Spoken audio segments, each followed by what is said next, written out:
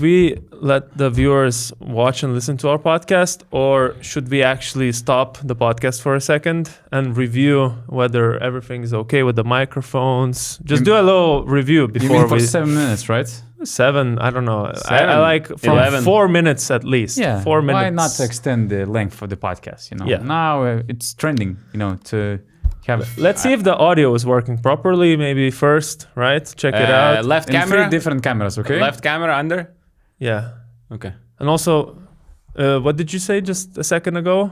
I think that was a flagrant thing you said. I think we should give you a technical foul. Okay. No. Now it's a challenge. It's a challenge. I want a challenge. Okay. You're just defending your friend. So this podcast is going to be for like 2 hours and 20 minutes, as much as some EuroLeague games are going on lately. Oh my God. And we finally have Donatas back. I think that's also yes, a big thing. Finally. That Tzatziki is back. The second thing is overrated. My presence on the podcast is overrated, so I would love not to waste any time for that. But the first one is a problem, man. And you made a great video, and the thing that is going on in the EuroLeague at the start of the season is just ridiculous. And I think that EuroLeague has to step in right now. It's true. There's no need to wait for the off season because let's admit, I really thought that we will make those adjustments this off season because I thought that we complained enough about the length of the games, about the video reviews, about all this master camera and all this bullshit, But we did not see any difference. But also, we got those games even longer. So. I don't know. It's one of these things we talked about last season, but also when we went to Barcelona and spoke with Paulius Motiejunas, the current CEO of the EuroLeague, I kind of threw out the idea after the interview, why don't you have some kind of a replay center like the NBA has? One of the options. And the other option was, why don't you have a fourth referee just dedicated for those replays? So you save a lot of time. You just come. Of course, it's about money. So I was going to get to that, but... Yeah. Did you want to add something about because those? you also heard the response, right? It was about the money. Yeah, it is. Yeah. It is. It is just very expensive. That it costs like millions of euros. So who knows? Not sure how the fourth referee costs. They're paid pretty well, but I think that in long term, EuroLeague will lose money if they will keep the product the way it is right now. And it's crazy. Just before you start, I had this. Kind of meaningless stats, but I've just randomly checked last year's round 3 games on the EuroLeague TV, and there's this length of the whole broadcast. Yeah. So last year there was round 3. There was only one broadcast that took 2 hours and 30 minutes. One broadcast. This year, round 3, we didn't even have all games played. We're gonna have Monaco and Barcelona tonight, but we have 4 games that took more than 2 hours and 40 minutes. 4 games. Yeah, but that's ridiculous. This is something, like you said, a little bit empty stat or empty fun fact, because I also checked when I was doing my research for my video, I checked actually 2017-18 season and all that.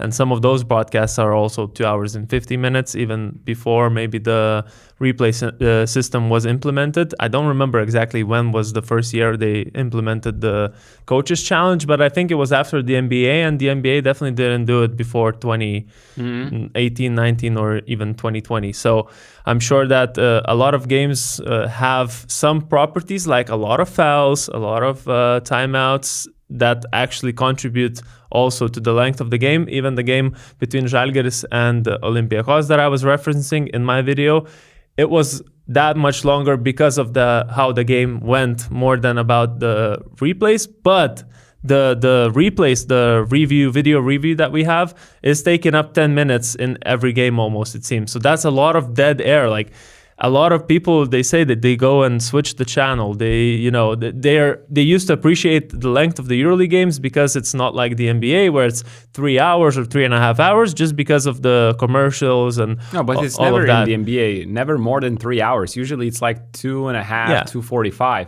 But you have a 48-minute game. Yeah. So to me, to have and the timeouts are longer in the NBA. Timeouts are longer, but at the same time, we have those TV timeouts in the EuroLeague, which is a problem. But at the same time, it gives you money, and EuroLeague needs money, and teams need money. So I understand but the main point of all of these replays, it seems like the longest ones usually are when there's an interpretation that needs to happen. So was this a shooting foul or was this not a shooting foul? And this is the most frustrating one, is whether a player was shooting from half court when they got fouled. And it's always clearly not. Like, clearly this was just to try to get those 3 free throws. And they still get those free throws. Yeah, that rule needs to go. If you're shooting from your own half court, it shouldn't be even replayed. I don't care. Yeah. What I wanted to add is that I think basketball should go either in one of these 2 directions, or we put even more cameras in every arena and let AI do the refereeing, and we don't want to do that. But why have those reviews like for 10 or 15 minutes? Just make AI, make the videos, make the video cameras make every decision. Or we say enough of these video challenges, like a challenge in the second quarter, in the middle of the second quarter, doesn't really change that much. Mm-hmm. Leave the replays and the challenges for only the last 2 minutes. Keep the first 38 minutes clean. That should get the game going, because now I don't see enough responsibility taken from the refs. They are going every second time to check if he really stepped on the line, if it was really a free foul, shooting a 2 or a free, who touched it last. Like, call it and let's go. Like, who cares what happened in the first, second, or third quarter? It's only one little piece of play that we were okay, back in the day for so long. But I would disagree with you. I think long-term solution still is investing money into either a little bit of a replay center or just have another referee there. Because I like that we get to the right things more than I would appreciate it being a little bit shorter. But at the same time, I feel like there must be a solution, like I just said about the... I don't know. I don't know if I like replays in the second quarter. Like, yeah, I prefer the natural flow of the game than just having these all the replays and making every decision correct. I'm okay with out of bound play going not your way. If it's like it was like a close call. To me, that's okay. I admit that mistake. That's part of the game. And at the same time, not every call is being like correct, because sometimes we go to the replay, you watch for 2 minutes and it's unclear. So why the fuck we even watch that? Mm-hmm. Like, let's just do that for the last 2 minutes of the game, and it will solve a lot of problems. If we can get rid of those commercial timeouts in the middle of the quarter, then I would say keep the challenges and replays only for the last 2 minutes. Amen. Right. I agree. All right. And reduce the number of coach challenges, because now they're taking advantage of it, just throwing them out. For any kind of bullshit. Yeah. Sometimes just to get a timeout. And I understand them. They have this chance. Exactly. They are smart. They're using to their advantage. Do they lose a timeout if they use one? I don't think they do. No, they don't. So that's what needs to happen. That's what needs to happen. Yeah. So anyway, enough of these reviews. Ranting. Yeah. We had 8 games. 8 game day. Not 1, not 2, not 3, not 4, not 5, not 6, 8 games. Sorry, I just watched every single game since yesterday. I haven't slept all night. That's how a person should be if they wanted to watch 8 games in one day. You should spend the whole night, because that's what, 2.5 hours we said? So times 8, that's 16 hours or whatever it is. 20 hours of games you need to watch. I'm glad that there's a EuroLeague TV where you can just skip through all these breaks, you know? And in some ways, it's actually more enjoyable to watch it without having to watch the live, you know? Exactly. And it's impossible otherwise anyways. And I know that there are a lot of people complaining about the schedule, and I tried to check what was the reason, you know, why they put 8 games, even if it was a double week game. And I think that this is the historical moment. We never had 8 game day before. And actually, the reasons even I don't like it, and I think it kind of harms the product, it's like EuroLeague is not that big yet to control the situation, because I was told that the schedule committee, or the guys who control the schedule, who try to make the schedule, they said that the activities on all these EuroLeague gyms, the number of these activities was so high for the upcoming season. I'm not talking only about the EuroLeague games, but music concerts, festivals, some expositions, any events happening in those arenas, that they actually, we already noticed, they made games on Wednesday as well, just to split those game days and also just to try to navigate this tough schedule. And it's an actual problem, but it also comes with the upgrade of the EuroLeague arenas. I mean, a lot of EuroLeague teams went to play on bigger arenas, like Bayern Munich recently, Asvel Villeurbanne. We have Red Star playing consistently in Stark Arena.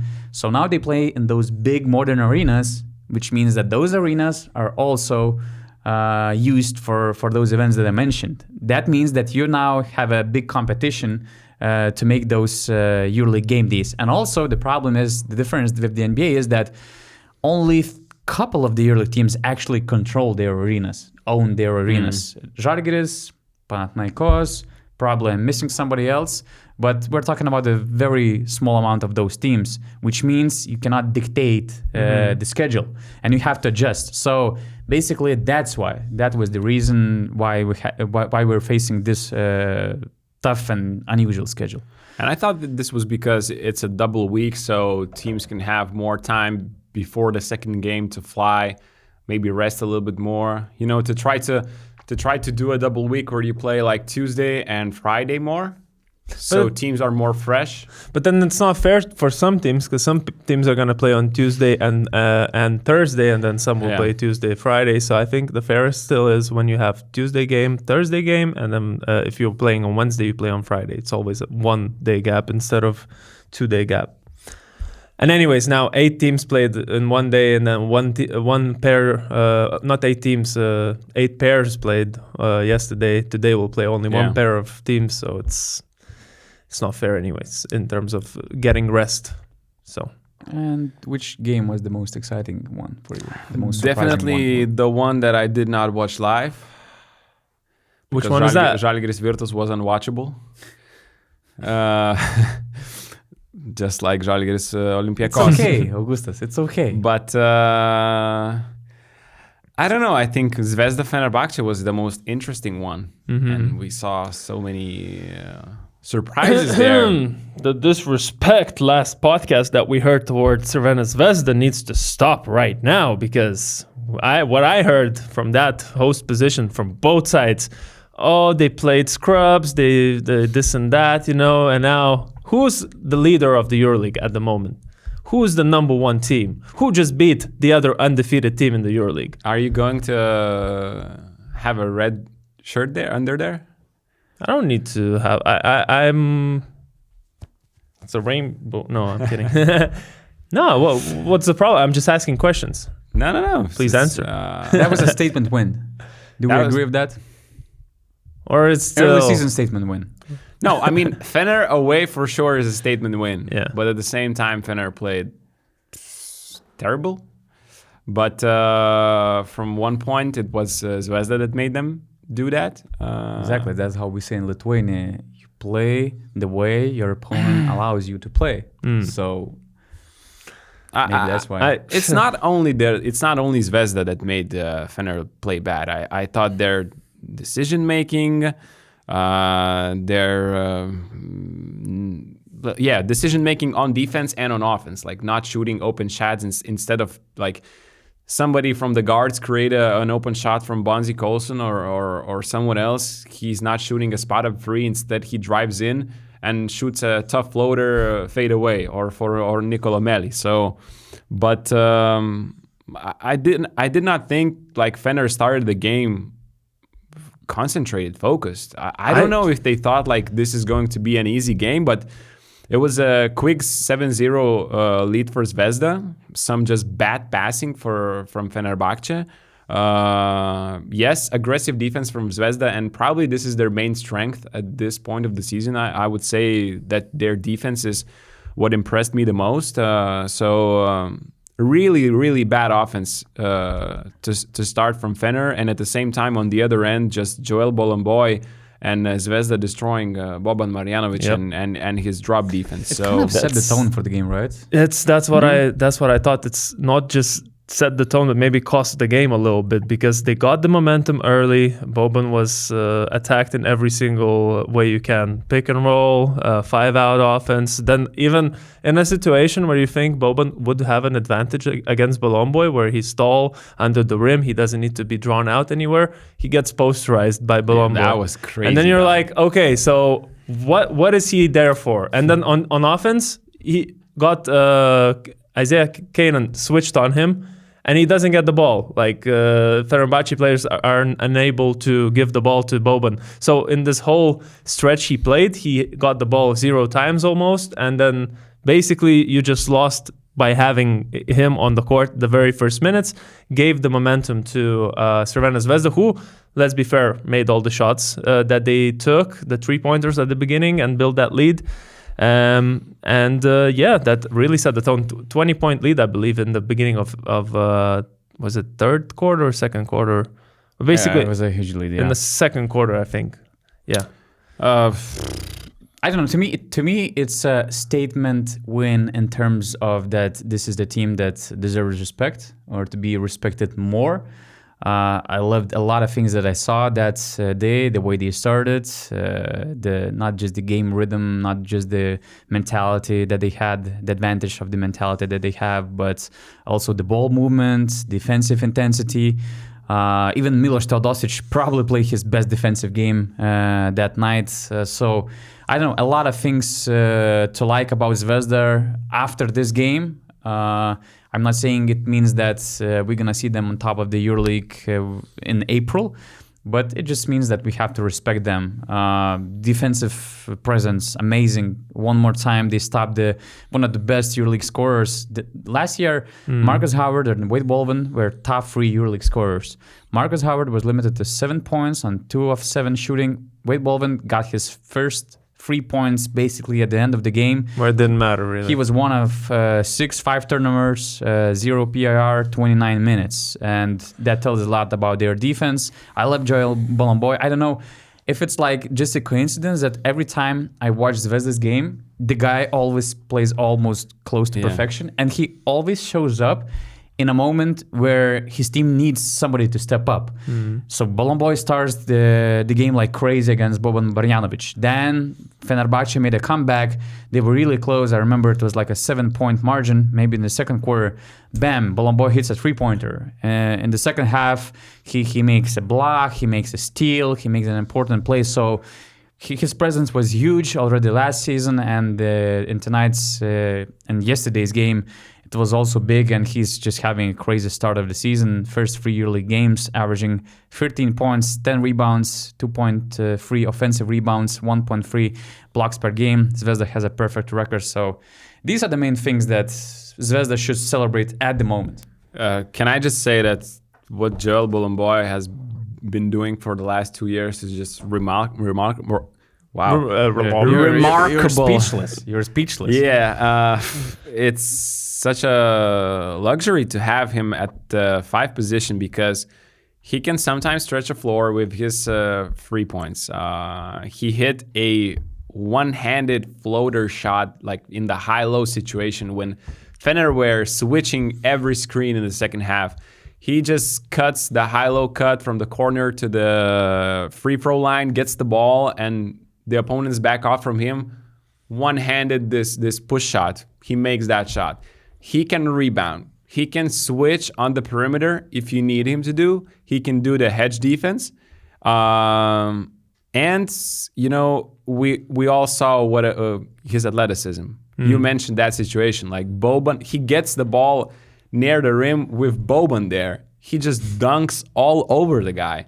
So how many 5s in the league you have that can check all these boxes that Joel Bolomboy does? So that was to me impressive, but at the same time, you know, the defensive intensity from other Zvezda players where Isaiah Kanan had. Can you check the box score? He probably had either 0 or 2 points. 3 points. Negative efficiency for sure. Minus, I feel like fantasy guy. 1 of 6 shooting. But if you look not at the box score, at the game, and look how he worked Wade Baldwin, and didn't give him any space, and that's why Wade was left with 3 points, then you understand the value that he can give even defensively. This undersized guy who's just there, like I said last podcast, like a dog that, you know, bites someone and doesn't let go. Not your dog, right? No. Who is actually under the table. This one just shits in the studio. They took a shit in the middle of the studio. Shit in Ibiza. But yeah, guys, 68 points conceded so far in each of the games on average. So 68 points is the lowest that they're leading in defense, essentially, when we're talking about EuroLeague. Of course, they only played 3 teams. You cannot make too many conclusions, but at the moment, I feel like it's a scary team to play for anyone. In terms of Fenerbahce, I liked what the Scouts did after the game and said that, you know, he would have maybe walked out just like the fans did because of how they looked. And what I really like about him is that he always takes responsibility when it matters, when they lose. He says it wasn't just the players making the mistakes. I think there was coaching mistakes that were made as well. I think one of them definitely were putting Boban into the starting 5. That cost them the momentum in the beginning. So yeah, this is the quality that I feel like in EuroLeague, between the coaches, is not very common. You see someone admitting their own mistakes from the coaching department. Yeah, some just protest after every loss. But taking early shots and at Mr. Ataman. Wow. Wow. Why? Oh, you were talking about someone else? Why you decided? I don't know. Taking shots because we are used to make wrong interpretations. Come on, right? yeah, exactly. So no, just talking about Fener, what I mentioned, like Zvezda had a great plan against Baldwin, like just hedge out every time he has the ball, but at the same time, I mentioned Fener were not shooting open free-point shots, and then they tried to hit even tougher twos. So that was the first weird thing for them to do. I think Sharas will show at least 3, 4, or 5 episodes where they did not make a foul before bonus because they had like 28 points allowed with 2 team fouls, I think, in the first half. And then they were still in the game. Like Fener were just only -4 with all the injuries they have, and not only injuries, but just the players that could not play in this game. And they were down 4, and then Nikola Meli, out of all people, had this really bad sequence of 4 plays. Complete blackout. He made a foul in the bonus. That's 2 free throws. Then got a 3-second violation. Then Davidovac, I think, cut back door in one of the most ran plays where you can expect that. And with such an experienced player, it was weird to see. And then Luka Mitrovic, again, defensive intensity, slaps the ball away from him. It hits his foot, Meli's foot, and goes out of bounds. 4 plays, Zvezda back up +12 again, and basically the game is decided from there. So yeah, at the end of the game, when Fener was down by 4 in the last 13 minutes, they scored only 16 points. They were only 4 from 15 from the field, and 6 of those 16 points came from the free throw line. They made 8 turnovers in the last 13 minutes, so it was a total collapse. But yeah, again, Zvezda played a really, I would say, close to the perfect night on both ends of the floor, and they really deserved that win. Yeah. 21-8 in favor to Zvezda in terms of fast break points. So you get 13 more points that are just easy points without any half-court offense. So that makes a difference, I think. That's because of your defense. You force Fener to take a tough shot. It bounces long. You can, with Cody Miller-McIntyre, with all the other guys, you can run. And Ballon Boy is a running center as well. So... And Mike Daum just hitting crazy, some really tough shots yesterday. So Zvezda were basically living off of offensive rebounds in the second half when Fener were switching every screen. So found every answer, 3-0. Is Skylar Mays an answer for Fenerbahce's problems? Or, including injury problems that they had. They didn't have Guduric, obviously didn't have Wilbekin, and Skylar Mays is joining them to replace him. To be honest, I don't think Fener has big problems. I think it was one bad game, and it's not like they need to panic. They just need to regroup. They just need to learn from what happened. of course, they needed another player. And, there was an option of Saben Lee, but they signed Skylar Mays. And I think, Sharas knows what he's doing. He's getting a guard next to Baldwin. We saw Žagars playing right now huge minutes. As much as I like him, but I'm not sure if he can play these big minutes for the whole season. So Mays can play multiple positions. Exactly. Yeah. So you can just pair him with Baldwin and make his life easier at the same time. So I haven't seen Mays that much in the NBA to comment how he's going to help Fenerbahce, but maybe you have more insights than us. I haven't watched full games of Skylar Mays, but the report that I got was that he's a smart player, can play multiple positions, can create shot both for himself and for his teammates. He's not, I would say, as explosive as maybe Saben Lee, but he's more of a system player that Sharas actually prefers. And they were looking for consistency, and they thought that Skylar Mays might be this consistent presence for Fenerbahce. I know for sure that the guy was pursued by EuroLeague teams for years, maybe for the last 2 or 3 seasons. The problem was that he never really wanted to go to Europe. He still wanted to stay around the NBA, but after a couple of two-ways, now currently he was with Minnesota Timberwolves, he decided to come to Europe. And I believe that's a big loss for Milan, because they were actually following him for years again, and they really wanted him to add this off season. But Mays now is joining Fenerbahce. We'll see. Again, I'm not expecting some crazy numbers for him, but to me, it's like a typical Sharas signing. Oh, sorry for flashing, everyone. Are you recording something? What the hell? Yeah, I don't know. A guy who was averaging 1.3 points in this last NBA season and playing mostly G League, you'd never know what to expect. He was averaging 21 in the G League. He had a good month with Portland last November, averaging 9 points, 5 assists or something like that for Portland for 22 minutes. Donatas, fuck the G League. Our goal is not to talk about the G League. Our goal is to talk about the EuroLeague. Get this. You said how many points Skylar Mays averaged in the NBA last season? 1.3. And how many points Saben Lee averaged last season in the NBA? No idea. 3. Okay. No, I know, and that's why I'm saying it's always unpredictable. Doing this bit, Yeah, that was for the bit of the G League being the second best league in the world, right? Correct. Right. Should we move on? The other red team that won was Olympiacos. We haven't really spoken about them this season yet because they've been playing on Fridays. Yeah. We only spoke for 2 minutes, so. Right. So definitely a much more convincing win, right? Than against Žalgiris, their last game. So Žalgiris was a better opponent, easy. That's what I wanted to say. I watched only the first half against Milan, but it felt like I had this chance to watch this all good Olympiacos team. The very first play, Fall gets the ball at the 3-point line. Volkov used the back screen. Vezenkov slaloms. Of course, Fall gives a great assist under the basket. Easy points by Vezenkov. And then, of course, Vezenkov starts the game with scoring 8 points from the first 12 Olympiacos points, and is having his typical game. Great ball movement. At least that night, I saw a great pace offensively. And of course, just watching Vezenkov doing his things was just such a relief, I would say. And I checked that he had 22 points on one dribble as usual, but I think that the only complaint that I have. Where did you saw the stat of one dribble? I just watched all.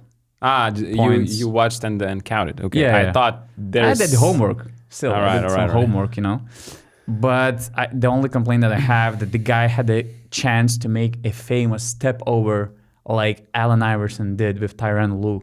If you remember Olympiacos, Vezenkov scored his first 3-pointer. Olympiacos went 5-0. Mirotic, he tried to contain Vezenkov. He fall, and like Vezenkov made that shot, and it was just like he was just standing like this, and he had the chance to step over. But Vezenkov is Vezenkov. Simple, good guy. In Europe, we don't do circus like this. No circus. Keep that circus for the NBA. But at the same time, Mirotic did not fall because of what Vezenkov did. Like I think he just slipped. True. So I'm exaggerating. That's what we do on this podcast as well. Or do we know? But talking about those first possessions, I thought it was a great image of two different systems and how coaches work. Like first play. Let's go. Let's talk about it. First play, and Olympiacos and Bartzokas set a back screen for Vezenkov, really making it so easy for him to score because Milano miscommunicate. They do not bump on the back screen. Mirotic is not there. Vezenkov scores an easy layup. On the other side, Messina and Olympia just set up an isolation one-on-one play for Nikola Mirotic. And he misses the contested mid-range jumper. I know he is good, but it's just so much easier to make a layup than a contested isolation shot. So I thought that's a great comparison between the two coaches and between the two offensive systems. And then the old Vezenkov that you mentioned, he just ate Nikola Mirotic with his off-ball movement, and it was like I was watching one of the videos that we made of all his shots without the dribble. How it was weird for me. How can an experienced veteran like Nikola Mirotic, who knows what Vezenkov is doing, just allow points like this? So I don't know. And Mustafa Fall is a game changer. We have to say that. Yeah. Huge. He was playing such a great stretch. I didn't watch the second half, and I saw that his numbers weren't that impressive, but he was dominating the game like we used to see peak Tavares, I would say, during that stretch. So, I mean, again, huge relief to watch Vezenkov playing, to watch Fall also, returning to the lineup and playing his way. Of course, he has to extend that level for longer minutes, but yeah, it was a nice game by Olympiacos. Just Mustafa Fall makes the game so much easier for Olympiacos, and he stepped in against Žalgiris. I don't think he was supposed to be playing. Semi-injured, yeah. It was a last-minute decision. Last-minute decision, and he was in the court in the second half for the first time just because of a foul trouble, I think, for the foul trouble of other guys. Mm-hmm. But immediately, if you don't double him, he will score. If you double him, all the cutters of Olympiacos, all the open spot-up shots, so much easier.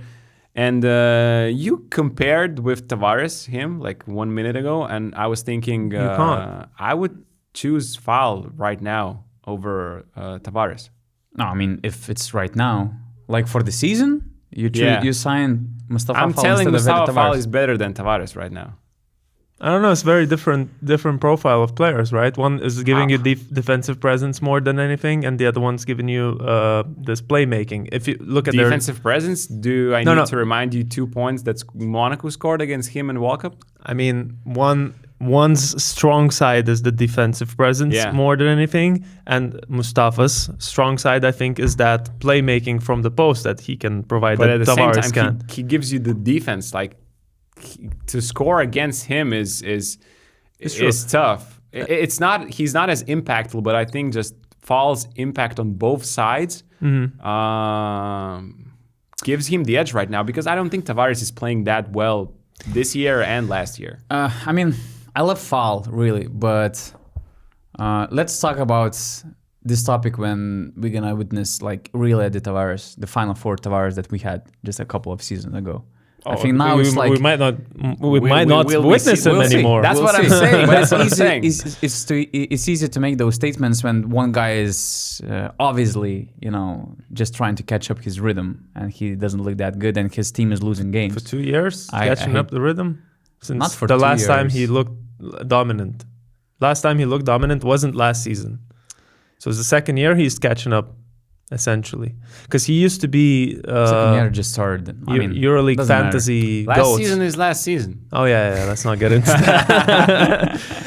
But last season that's such a great answer, by the way, to almost every topic we do right now. Listen, last season is last season. What you're trying to do. I don't know if everyone knows this reference because it's a very local Lithuanian Trinkieri reference right now. But talking about last season is last season, sure, but Milano looks exactly like they did last season with different players. Stagnant offense, you want to turn off the TV. It's so crazy how we've been just watching the same things. And also probably if we just open the laptop and clicked play of a previous podcast where we talk about the Tauri Messina's offense, it'd be the same things that we were talking about for the last 2 or so years. So as much as we can give credit for Olympiacos for looking so great, I think it's so much easier when you on defense. All you need to prevent is these penetrations, ISO plays, like defend those and you're fine. Because other ideas, I don't see ideas, and I haven't seen ideas for the last few years in Milano. So it's just really so weird that team has so many big names and so much seems like potential, but that potential is, I don't know, wasted in some way. Anything to add, Donatas? I'm just trying to defend the Tavares. Okay. I think you're really underestimating him. Foul was not brilliant last season. Again, I love Foul, but he was not having a great season last year, so I just don't get the point you're trying to make. Anyways, I would say my preference, I would have Mustafa Fall on my team. I would say right now in this form, I would agree with him. If you're looking historically, sure, like Tavares is a better player. Historically. But we're talking about right now. Should we thank the sponsors that made this episode possible, Donatas? Of course, because today we want to introduce Genome. Yes. We just mentioned some tools and some ways how to make watching EuroLeague games experience better. And there's Genome, a financial platform that's making banking easier for everyone because they can help you scheduling and handling your finances, your payments. You can have multi-currency accounts to hold your funds in euros, US dollars, British pounds. They offer low-cost currency exchange, digital accessibility and security, one-time virtual cards, a lot of benefits. And there's a special offer that we have, right, fellas? Mm-hmm. They have a contest. They have right a now. little contest for everyone. There's a few steps that you need to make. One of them is actually creating an account, obviously. Then you have to have a physical card or a virtual card into which you would put 60 euros in and make one purchase. The next step is to just refer 2 of your friends to the website, and they need to sign up with your referral link. And the last step, which is the easiest, is just to follow their Instagram profile, and you're eligible for the €100 cash. Yeah, you can win 100 euros. This cash reward, you can use it on basically anything, just spending on your own needs. And the good part about this contest is that you can have basically, I think, unlimited entries because every time you do those steps. Every time you do those steps, it makes your chances of winning those 100 euros bigger. So if you have a lot of friends who don't have Genome, you're spending some money on, I don't know, shopping something on the internet, you can just sign up for Genome, use their card, refer your friends, and then have a really high chance of winning 100 euros. Yeah, and it's not like you need to open another account. You just need to do more purchases of 60 euros and refer 2 more friends. That's all. Yeah. Who wouldn't want 100 euros extra? An idiot. More information on the YouTube's description below. Okay, anyway, I just wanted to note one play from Olympiacos, last possession of the first quarter. That was peak Olympiacos and peak Bartzokas. I don't know if I have seen Olympiacos run that play before, but it was basically they throw the ball to Moses Wright in the post, and they did 4 cuts without the basketball in a row.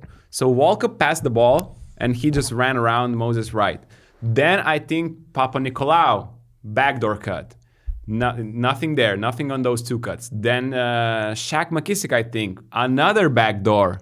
And you're like, Milano is like, okay, you can't have any more cuts. Like usually you have one backdoor and then it's a different play. Bartzokas had, the 4th cutter was, guess who? Sasha Vezenkov, of course. And on that fourth backdoor, on that fourth cut, bounce pass, Sasha Vezenkov gets the easy two. And to me, it was like, oh my God, this is such a genius play. And I just wanted to highlight that. My question is, why doesn't every basketball team play basketball this way? Because what's the answer to that? It can't work on every possession. You need versatility. Just need like players. Isolation, and you need players to do so. Like if you play isolation in every situation, it does not work. If you play off ball, you need versatility. You need mix it up so it's unpredictable, I guess. But just to add, there was this great quote by Andrea Trinchieri. Again, we're mentioning Andrea Trinchieri. Just recently on Eurohoops, he told that after he played in one of those games against Olympiacos a couple of years ago, and he's telling the story. After the second quarter, I turned to my assistant and said, "Man, they're playing like Brazil football national team of 1970, the best basketball ever. Ball never on the floor, always in the air, moving, cutting like an orchestra." And it really sums it up. How Olympiacos is able to play when they're, at their peak. And with Vezenkov back, with some other players, expectations that they have on some others to perform, there's a high chance that we're going to see a really solid Olympiacos this year. And what I like is, the additions of Vildoza and Dorsey that changed a little bit what role Thomas Walkup has, because he was forced to shoot up a lot of shots last season. This season, he's just focusing on facilitating. At the moment, his stats are 2 points a game. He had 2 points in each of the games, but 6.7 assists per game. So he doesn't need to be the one taking all these 3-pointers. He hasn't made one yet out of the 4 or so attempts he had. But I feel like that's a much more beneficial way of playing compared to last year. Now you have Dorsey and Vildoza. Of course, you had Kanan last year, but still. Those two guys, plus Fournier as well, another guy who can be a threat from perimeter. So I feel like that's why I like Olympiacos much more this year, and I feel like they have more potential, like you said, about variety to mix in some ISO plays in their off-ball offense. What do you think about Fournier's adjustments? I think he's fitting really nicely with that off-ball movement. Maybe I think, just from my opinion, kind of expected more off the ball from him, but maybe he still needs some time to adjust, needs some time to get in a better shape. But I like what I'm seeing from him basically in the cutting department. It seems like he's fitting in that department in main category. He's really French, nicely. so he's a good chef. He's cutting a lot. So at the same time, Milano allowed them to do so. Against Žalgiris, it was a brutal game. Yesterday, Milano were not on point defensively, or offensively, or on any way. Yeah, but that's nothing new. Yeah. I know we were supposed to talk about Partizan, right? But hey, let's congratulate Paris basketball with their first ever EuroLeague win, and not just a simple win, but against the reigning champions, Panathinaikos, in a little bit weird game. I would say there were a lot of moments, but you sound like the coach of Panathinaikos who said it was the weirdest game he's seen or so in the EuroLeague history or something like that. That's what Todd Warnick, our refereeing expert, wrote in his piece that is available for BN Plus members. What's this strangest BN Plus? play of the year? What's this BN Plus? PAO Protest legit. BN Plus is some great platform that offers a lot of great exclusive content, not only for basketball geeks, but just true basketball lovers, including Give Me Control, episodes and articles that we produce every single week, but also our bonus Q&A session. We also allow and give an opportunity, a platform for basketball fans to address the questions to the guys that we interview. And we interview some, good players.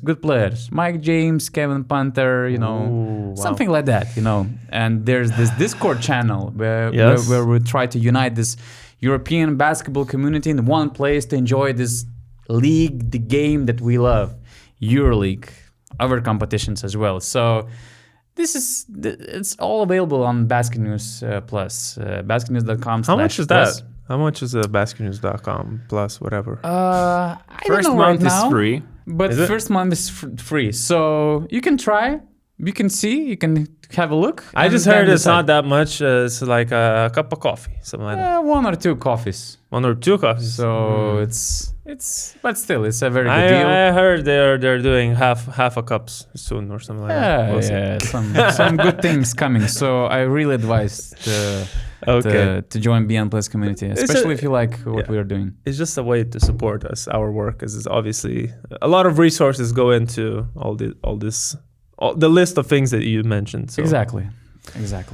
Right, so coming back to Panathinaikos, unexpected loss, let's call it it is, for sure. After the first 2 wins, it seemed like they have a very nice schedule to get into an undefeated streak, but was broken by Paris. And of course, the main talking point was one play that Panathinaikos actually protested the game, the result of the game, because of that one play.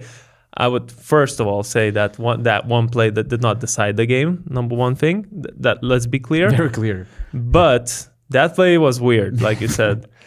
I mean, that play was bad. that play was bad. That whole sequence, damn. But that team or that coach just doesn't know how to lose, man. Okay. Okay. You're going that way. Okay. It's a different perspective. Why every time you lose, there has to be something? Just remember last year, EuroLeague playoffs. No, I know what you're talking about. Obviously, there are a lot of bad perspectives of this whole situation. Yeah, and I see Og's point. I agree. I mean, you have you don't need to be a bad loser, right? Yeah, you just won EuroLeague. I mean, you were down by 7 points, I think, when that situation happened. It was a bad call. There was a foul there against Juancho, I think. Mitoglu. Yeah, because the arm was, he couldn't move the arm. That was a foul. But you don't lose the game there. So obviously, I don't know, probably who are listening have watched that episode at least that happened, but Ergin Ataman clearly was trying to get that technical, because if you get into the court so much that he did, like he was at the 45, I don't know how you call that, like the key, at the 3-pointer, almost at the center in the middle of the court during a fast break of the opponent. So clearly, and it's, if I read correctly, it's called unofficially the Ataman. It's crazy. The Ataman rule. Yeah, because that's what Todd Warnick wrote in his piece on BasketNews. That a few years ago it was like Ataman's trick. He was used to do those tricks to stop the transition play, to get this technical. It's only one free throw instead of a 3-point play potentially, or unsportsmanlike foul.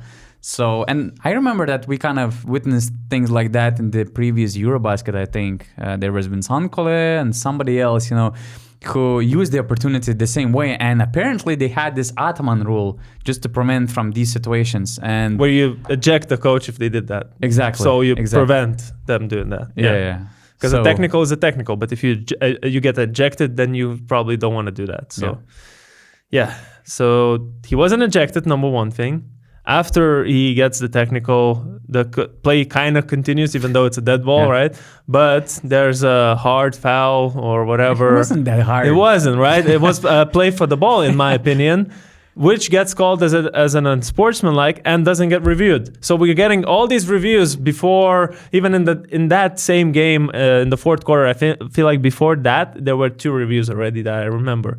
One of them were coach's challenge. Maybe one of them was the referees deciding to review. But anyways, you don't review that exact foul moment. You keep it as unsportsmanlike. Then you basically, it's what a 3-point swing. It's a lot of point swing, which, come on, what are these reviews then for? That's what especially when they spent like almost 8 minutes during that play. It was a dead ball for 8 minutes, and they didn't had this unsportsmanlike foul review. But anyway, Todd made a really great breakdown, analyzing every play that you actually mentioned. So I really recommend to join BM Plus community to read that article. But yeah, it shouldn't be about Panathinaikos, Ataman, or referees. It should be about Paris basketball, right? TJ Shorts, Hifi, all of these guys. I mean, wow. They're, we not predicted. We put them low in the power rankings, but at least among those bottom teams, they're for sure most exciting to watch. And they just displayed it on the court. And, Ergin Ataman, sorry to interrupt, but Ergin Ataman said that, I haven't seen EuroLeague basketball like that for however many years. Yeah, because Paris basketball wasn't in the EuroLeague. That they showed what kind of offense they have in the Eurocup last season, how fast it is, how quickly they take the shots, and some kind of wild shot sometimes. I feel like, you haven't seen, because it hasn't existed before Paris joined. That's all I wanted to say about Paris. And they showed they belong in the EuroLeague. I mean, there were so many questions about their backcourt. TJ Shorts is too small. Nadir Hifi and TJ Shorts won't play good with a different coach. And we have been seeing them performing at a highest level from the first game. No adjustment period was needed, at least for TJ. I know the free throws weren't the best yesterday, but maybe even the 3-point shooting was like 25% or something. Yeah, but he was never a great 3-point shooter. But I meant as a team. But yeah. Yeah. My bad. Maybe it was because it was TJ's birthday. I don't know. That's why he was shooting so bad. He's 0 from 6 this season. Wow. Guy didn't make any 3-pointer this year. I didn't know that. It's still good to average 16.3 points and 6 assists, though. And almost 20 PAR per game. But that's been the last season, the same thing with TJ. He would get all these mid-range shots instead of 3-pointers, so it's just his thing, I feel like. And just look at his 6.3 assists per game with only 1.7 turnovers, plus 6 fouls drawn in each match. So Panathinaikos tried pushing TJ and Nadir to their weaker hands, but they were just either scoring with their right hands or just getting to the spots that they want to go to and where they want to attack from. And I think that's the sign of, really solid players, that you can move up a level in the basketball hierarchy and you can still get to those same spots you want to get to. So to me, you mentioned Paris basketball as a team to watch from the, let's say second part of the standings. But to me, they're even when you're talking about most fun teams to watch, they are like top 3, top 5 okay. maybe. Yeah, I agree. So and TJ is just like, now this year he's one of the most exciting players to watch, and I like that we have so many. Not like new faces, not necessarily new faces, but at least some of these guys didn't perform well or didn't have a platform to perform well last year. But TJ Shorts, Tariq Jones, some other guys. Sterling Brown. Yesterday, yeah. Before I was not that convinced yet, but yeah, we have a lot of interesting players to follow, and I just saw that TJ Shorts creates 30 points per game in his first 3 appearances, and only Tamir Blatt had more in the EuroLeague, 32 per game, and it includes points and points scored from their assists. So his impact is huge. And I remember I didn't have TJ, but I had Hifi on my fantasy team before that game, and I was like, okay, they're playing Panathinaikos. I think that Panathinaikos will win. They have Jaran Grant. I mean, you have to trust the guy, so let's sell Hifi. Yeah, but you have only one Jaran Grant, and I had a really bad round. And TJ Shorts. Yes, I had a really bad round. And talking about the defense, Paris intensity worked. I mean, Gitis mentioned before the podcast. Yeah, PAO had 15 turnovers. Paris had only 8. So that's that intensive defense that they were playing last season in the Eurocup. They were not famous only for their insanely good offense. And also kudos to Thiago Splitter, getting your first win against EuroLeague champions. Sounds good. Sounds not bad, I would say. I would say like that. It's okay. It's not bad. It's okay. So I think they show that they're going to be a tough opponent to beat for anyone in the EuroLeague. I'm not sure. At home for sure. I'm not sure about away still, but they're not going to be. I like the energy at home. They're not going to be one of those teams that you see that in the schedule, in the fixtures, and you're like, oh, I'm taking the opposing team's head coach because they're going to win. Yeah. I'm talking about the fantasy. So what kind of teams would that be then? Could you Asvel and ALBA? Oh, okay. So you hate them. What? Your interpretations are just out of this world. What about I'm a provocator on this podcast. what today. about the other You are the interpretations Carlos Tiškevičius that you on this guys made on the previous podcast? What do you mean? The fight between Efes and Fenerbahce. Right. Yeah, So because that's a good follow-up for Maccabi and Efes game. Donatas, do you want to apologize for us, or we should do that? I would feel weird to apologize for you guys, but I'm just giving a platform for you, my friends. I mean, thing is, right? We're on a podcast a day after this incident fight happens, and we see some pictures, and we see whatever we can see on the broadcast, the replays.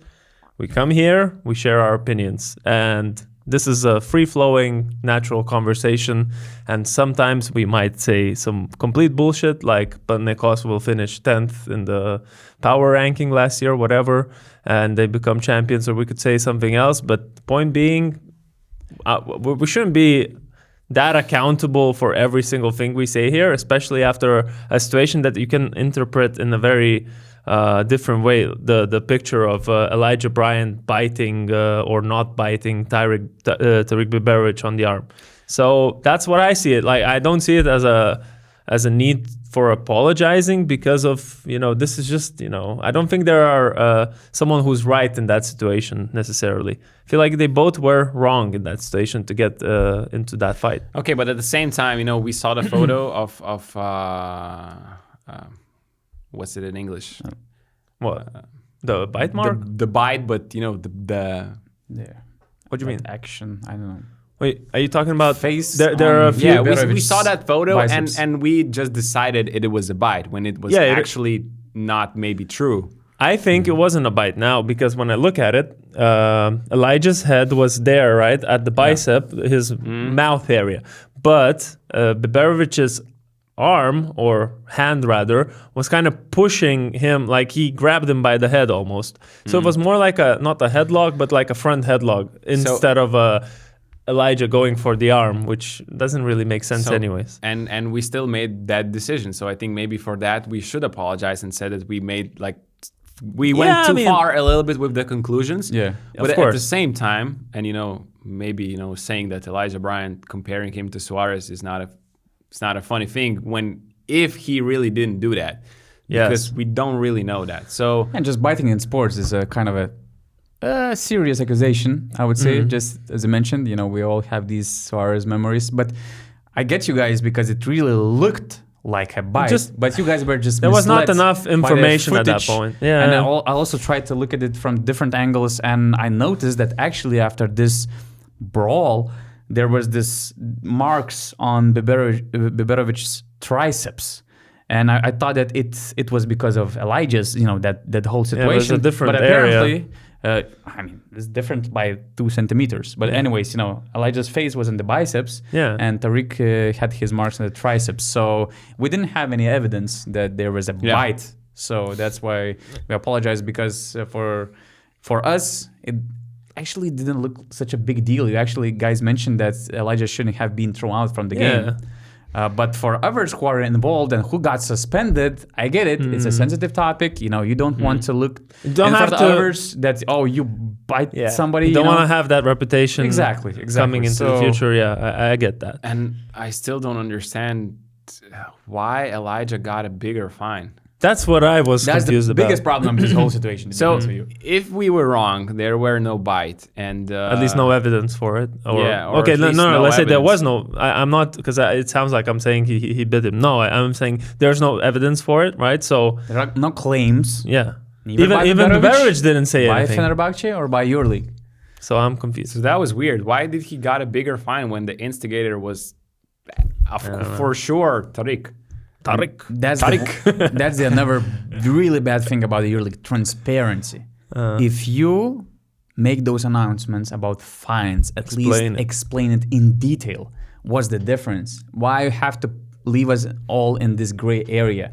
In NBA, I would say they kind of make those clear explanations, announcements. They actually have a clear guidebook. Who should be suspended for what? What are the, what's the range of the games you are going to be suspended for this or that reason? In EuroLeague, I don't feel that there is any guidebook. And that's what we're actually witnessing at the start of the season. A lot of suspensions. Campazzo was suspended, although he didn't, he didn't touch the referee, I thought, but he was suspended. We had some similar situations last year with the other guys, but they weren't suspended. And now we have this situation where the guys were ejected, then suspended, and like, why? What was the guideline? What you're relying on? So I'm just missing that part of the game, of the EuroLeague organization, like transparency in those decisions, in refereeing as well. Referee reports would help a lot, but I don't think it's a good thing to keep so many people in the gray area, even when the players are included, because a lot of players were questioning. So why was that? Why he got fined this bigger fine? Why did you announce this on a couple hours before the tip-off? Meanwhile, Campazzo had a chance to play against Partizan, and then he was suspended for the other game. So a lot of what is going on. So but about the game, about the actual game, Maccabi Efes. Saben Lee introduced himself. One of the best debuts, I guess. One of the craziest dunks. The craziest. It's gonna be real hard to match that one. Dunk was just ridiculous. On my guy as well. On what? On my guy. Oh yeah, on Osmani. But hey, the highlight of the season again happened in an empty gym. Yeah, again, right? Just imagine the reaction if that dunk happened in Maccabi's home gym, or in any away gym. Like imagine the silence, or people just going, "Oh no." I was like crazy. Oh no! I didn't know how to whatever.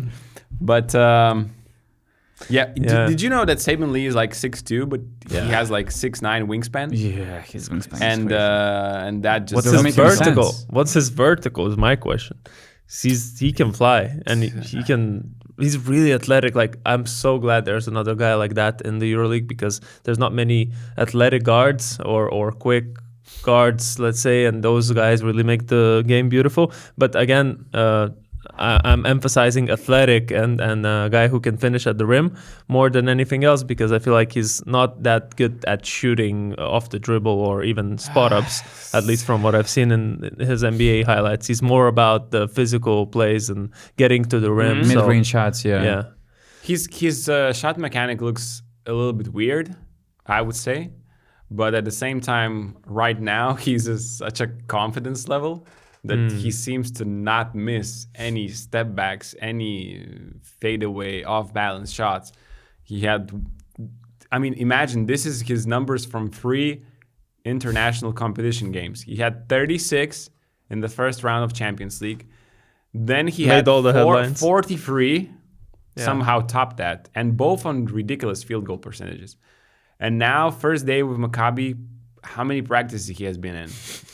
2? No clue. Maybe 3. And he scores 22 on 10 shots from the field. And then 23. At the end, he essentially created the game-winning play because he passed the ball after attracting like a step out or whatever that was, like a hedge, and then he just threw the ball to the guy under the rim, Horde. Yeah, and won the game. So he was not just involved in like the stats you can look, but just the winning plays. He created 35 points through scoring and assisting. So in the first game, against this Efes, wow, that's kind of an introduction. And since you mentioned that play, Mantas, can you put up this low-quality picture screenshot that I had? So that was that assist, and that's how Shane Larkin was close to make a deflection and to stop this play and potentially send the game to the overtime. See, there is no clear evidence that he did not touch this.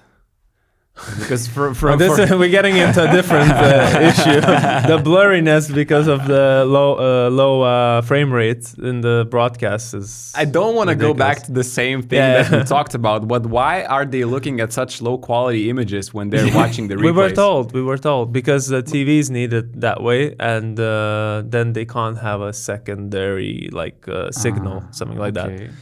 Basically, you have one signal that you send out to the TV. Okay. And if you wanted to... because these cameras are much better than what they're outputting, basically. As a video guy, I know, the cameras they use are great. They can do much. For sports, the frame rate can be much higher, but the TV isn't broadcasting 60 frames per second or even higher. So they need only 25 or 30, depending. So Europe, it's 25 a second, and 25 a second, you get these frames like this, right? that look like that. So that's the issue. But there was some other situation that I was surprised a little bit. Just to probably play before when FS tied the game with the 3-pointer. I really didn't get what Di Bartolomeo was doing. I think it was Shane Larkin one-on-one against Saben Lee. Shane Larkin was driving into the paint, and Maccabi was up by 3. And it was one of the, maybe 15 seconds was remaining. And it's like, it's okay to have Shane driving into the paint and potentially shooting a 2-point shots and you still have a lead. For some reason, Di Bartolomeo is trying to help Saben Lee, and then he's just easily kicking out the ball to Jordan Nora, and he's just making an open free. So you're saying he's stupid? I'm just saying, why? Why, guys? Why? No, I get you. And then Efes's timeout before the last shot that Shane just took a long 3-pointer. He got an open look, but did you see that timeout? Because I was a bit surprised. I saw that. They're sitting there, like everyone's a bit not interested in what's happening. And Coach Mijatovic is like, okay, we're going to do this whatever display. And then they're like, that play?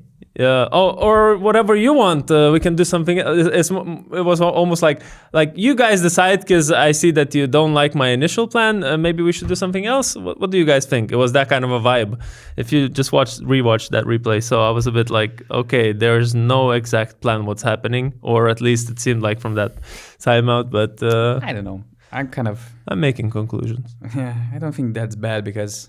No, it's true.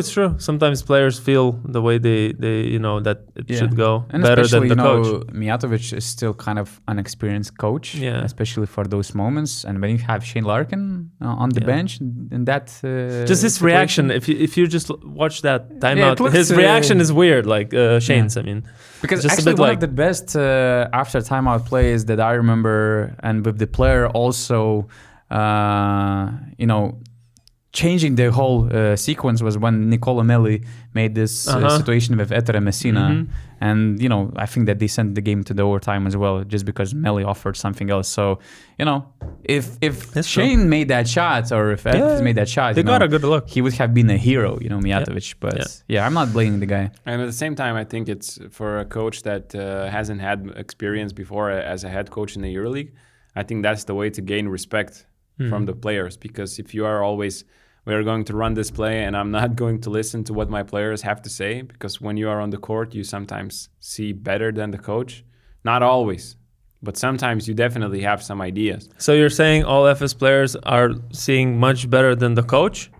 No. Oh, okay. I like you making conclusions. But you are, wow. Today, peak Gittes, definitely. Okay. My favorite, performance by Gittes. Yeah. Okay. All time high. Was this your favorite performance by Partizan? Are we getting there, or do we have? How long? Did you have a most favorite moment of Partizan? First of all, that they were playing home. That was my favorite moment. Okay. Number one, because you really felt like they haven't played home yet this season. Otherwise, just kind of controlled the game really for the 3 quarters, except for the last one. The first half, they built a big lead. Then the second half, the third quarter, they kind of lost a little bit of the lead, but then they got it back by the fourth quarter.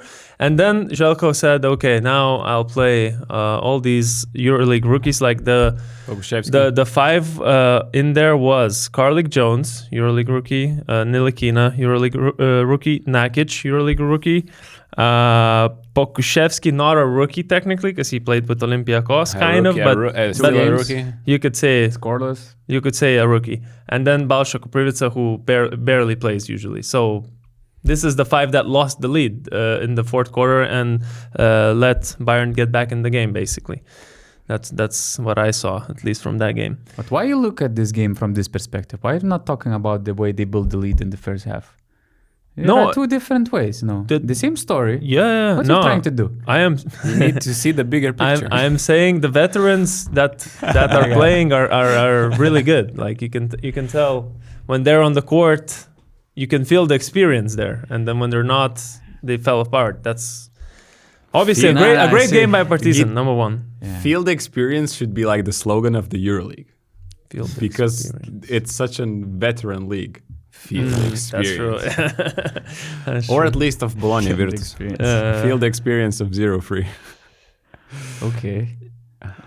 But yeah, also what I was gonna say about Partizan, probably that win was very important for them to just get that pressure off, because we start 0-2. This was just a very necessary win against again a tough opponent. Even away, Bayern played great compared to what we expect from them. Not maybe the best of their games, but I mean. Resilient. Get back in the game. I think it's the win for Partizan that just shows that their defense is going to be legit. We have mentioned it already a couple of times, but Bayern couldn't really do anything in the first 3 quarters. They finished with only 12 assists and 17 turnovers, and you get these numbers because of how Partizan play defense and how many times and how many deflections we saw from Partizan in the first half. 5 in the second quarter. I tried to count, or at least during that break when they built the lead. And how many times you have seen steals? Like Bayern are making a pass inside. It seems like there's a slight advantage. Maybe the ball will arrive there, and there's like Nilikina with his long hands from the weak side. Boom, turnover. You get the opportunity to go to the fast break, or it's like Sterling Brown. Their size is in every position is really impressive, and those step-outs, they really limited Bab, Edwards, Shabazz Napier, the main creators of Bayern. They combined only 7 points in the first half. They were 3 of 10 shooting, 3 assists, and 5 turnovers. And on the opposite side of the floor, you see Sterling Brown not missing, Isaac Bonga, other guys, Ife Lundberg making those crazy shots when the clock was expiring. So it was both end performance by Partizan. I thought they were struggling a little bit against Partizan in the offense in the fourth quarter. That lineup you mentioned, of course, didn't really have much of an inside presence. So you're basically relying on your perimeter creation. And that might be their issue this season when there is no Brandon Davies. And he didn't play much in this game. Only, I think, 12 minutes. But other than that, I think they're going to be tough to beat to anyone. And one last thing that I forgot, and I can't remember, but I had something also about Partizan. I got something while you're thinking. I got something about Bayern that I noticed that I really like every game now. That Andreas Obst, who was really underused in my opinion in the EuroLeague, is now getting his not just minutes, because back last season and the season before, he couldn't even find in some of the games of when Lasso was a coach or Trinchieri was the coach, couldn't find any minutes on the court. Some games he just missed out. This game he started, this season he started every game so far, and he's getting more and more minutes every game, and his offensive presence is increasing as well. So I think it obviously has to do with Gordy Herbert being the coach. They have a synergy from the national team, I think, and he knows how to utilize this guy to the best of his ability. So I really like that. 10 points in the first, averaging 10 points in the first 3 games on 55% shooting from 3, 71 from 2 assists per game. That's solid. So many games that we had, man. It's easy to forgot some things like that. Congrats to Alba Berlin for getting their first win, because again, literally there were some players in the EuroLeague that genuinely thought that they might lose all 34 games. So that's huge for them to get that one against us well. Bro. No, really, that's a real story. Gitas, can you make a conclusion about what Donato does? No, he did it already. He's done my job. Baskonia, they got their win against Real Madrid, second one. Yeah, Real Madrid in trouble. Big one. Mucho problemos. Choose Mateo, first coach to be fired. Who's going to be the first coach to get fired? I just said it. Just Mateo. No, I don't know. You just I don't suggested. know. No, I heard it on a different podcast. Yeah, I don't know, man. Luka Banki, maybe. Ooh, Luka Banki. That's I don't wish him or anyone. Exactly. And please understand that. Expect all coaches to keep their jobs for the entire season. But really, I think he can be on a hot seat. Honestly, he can be on a hot seat and yeah, I feel like knows? expectations wise, Banki definitely there, and top 3 candidates. Real Madrid obviously has expectations to be in the Final Four. So And there was the situation in Vezenkov, you know, that too. having his remarks. How they look in the ACB and the EuroLeague at the moment. It's like, I mean, that's where I would look at. Like we said, we don't wish anyone to be fired.